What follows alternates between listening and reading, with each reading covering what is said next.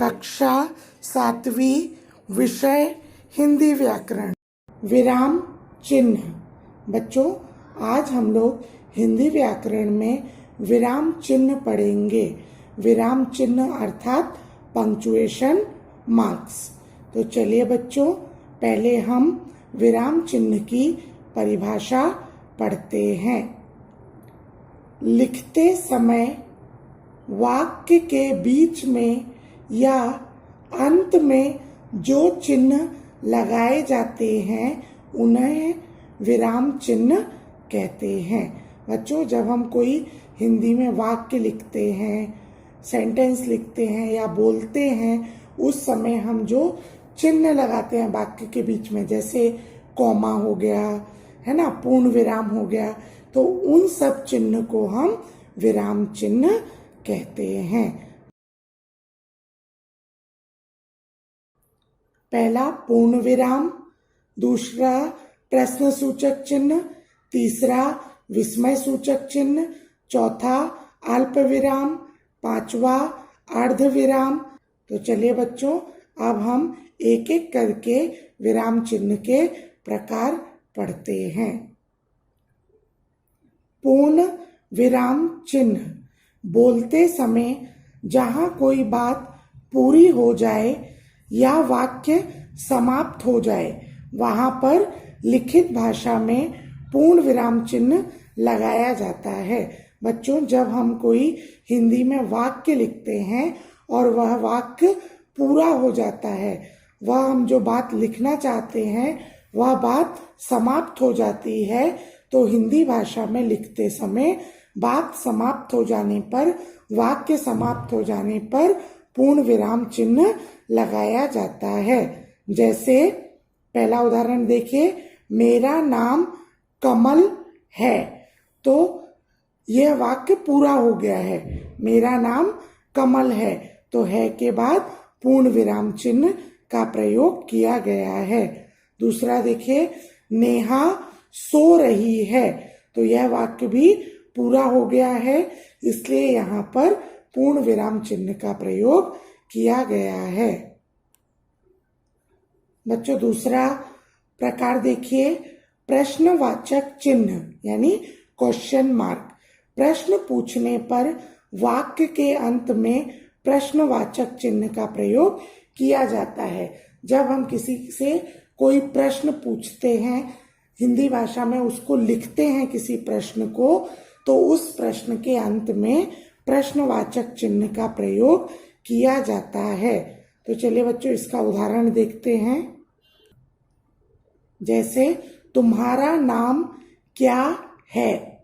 दूसरा उदाहरण देखिए, तुम यहाँ क्या कर रहे हो।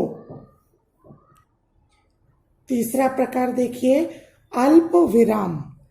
अल्प विराम का मतलब होता है थोड़ा रुकना, अर्थात किसी वाक्य में जहां थोड़ा रुकना होता है या किसी व्यक्ति या वस्तु को दूसरे से अलग दिखाना होता है, वहां अल्प विराम का प्रयोग किया जाता है। अल्प विराम का मतलब होता है बच्चों कॉमा। मतलब जब हम कोई वाक्य लिखते हैं, उस वाक्य में हमको थोड़ा बीच में कहीं रुकना होता है पढ़ते समय, तो वहां पर हम अल्प विराम चिन्ह का प्रयोग करते हैं। जैसे किसी वस्तु या किसी व्यक्ति को दूसरे से अलग दिखाना होता है, तब भी हम वहां पर अल्प विराम का प्रयोग करते हैं। तो चलिए बच्चों, इसका उदाहरण देखते हैं।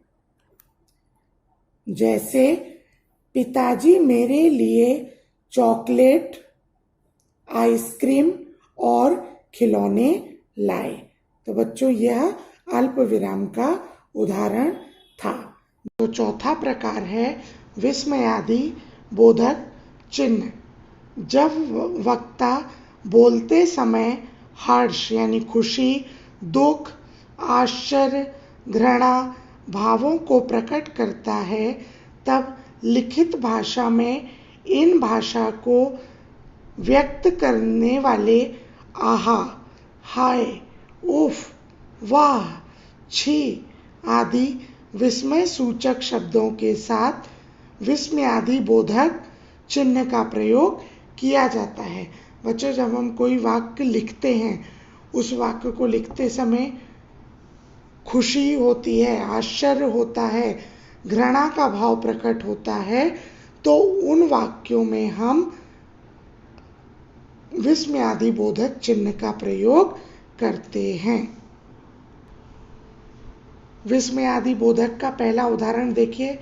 आहा, यह मिठाई बहुत स्वादिष्ट है। मतलब यह लड़की मिठाई को देख के बहुत खुश हो गई है।